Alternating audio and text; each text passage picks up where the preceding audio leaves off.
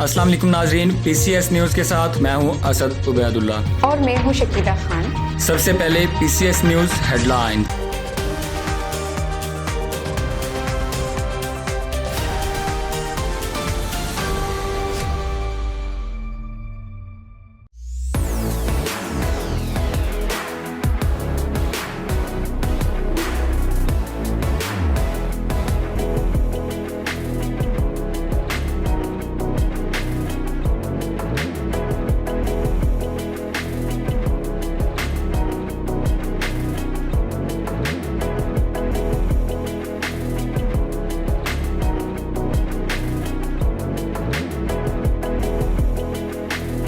Joint secretary Pakistan सवाब खान साफ़ी की Pakistan civil soldier movement के मरकजी दफ्तर में आमद।